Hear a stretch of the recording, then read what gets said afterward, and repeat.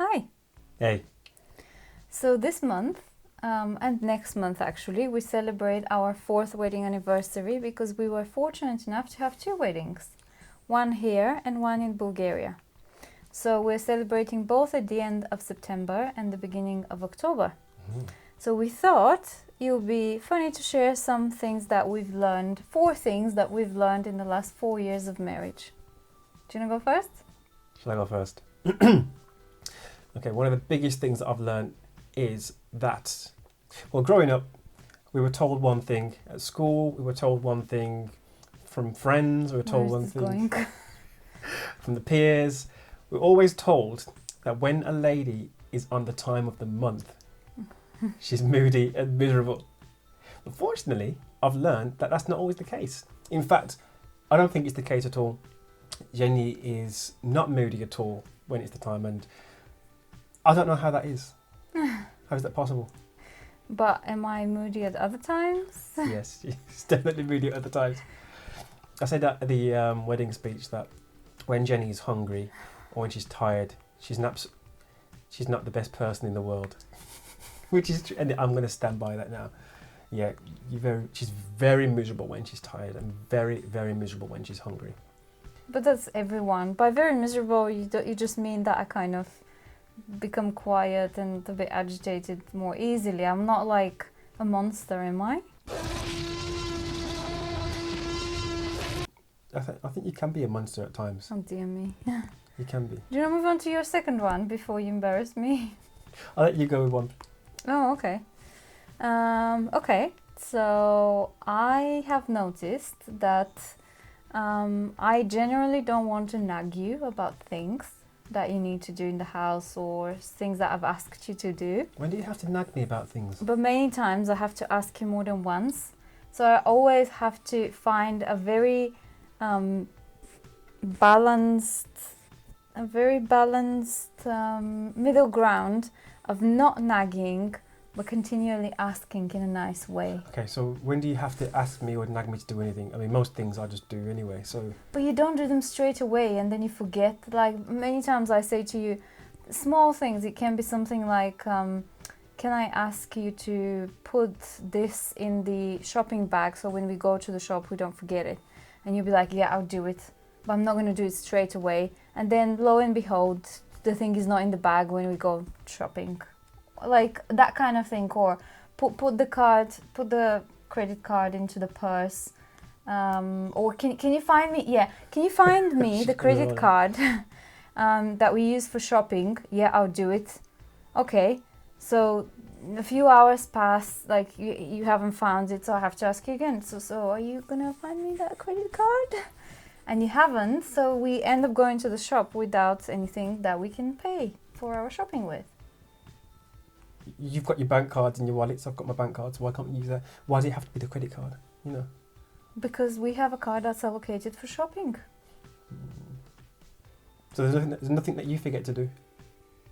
Very rarely. Really? And when you ask me something, because I know myself and I know I'm going to forget, I either take a note and put a reminder, or I go and do it straight away because I don't want to forget it. So I take the steps to prevent myself from failing. Okay. You don't take these steps. Okay. What's the next thing for you? Okay, so I've learnt that so over the past 4 years, I've learnt that you can have anything for breakfast. That is a marriage lesson. Yes, that's a marriage lesson. You can have chicken with Rice Krispies. You can have custard with carrots for breakfast. I have not done this before. You can have anything for breakfast. Not just normal cereal, Weetabix or oats, whatever. Some people can eat anything for breakfast. That means that basically I eat carrot cake for breakfast. Very rarely. Is that a Bulgarian thing? No, it's not a Bulgarian thing. No? That's it, it's just not a Bulgarian thing, no. It's a Zhenya thing. I've never known anybody to eat cakes for breakfast. But really, if you think about it from a health perspective, you shouldn't eat them at all. But if you do, you should eat them in the morning so your body has time to actually digest it. And the energy and the fats that are during the day are not going to sit in your body whilst you're sleeping and your metabolism has slowed down. They'll be digesting during the day. So if you eat anything silly, it should actually be eaten, early in the morning, if anything. So I'm actually doing the right thing. Talking about food, I'm going to say something positive about you, not that you deserve it. Okay, great. My thing is that I've learned that I kind of always thought that the woman in the family is usually the one that cooks and prepares meals most of the time. But we share this responsibility, and I've noticed that Philip is much more talented than me.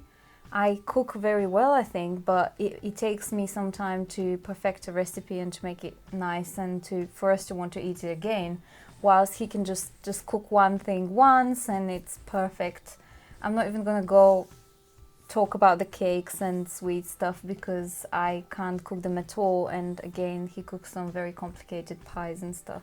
I think that's down to a simple solution or reason. There's a simple reason to that. I gave you a compliment. Be careful what you're going to say. I appreciate the compliment. I do. I hope you do. But that's down to a simple thing, and unfortunately, this isn't going to be the biggest compliment.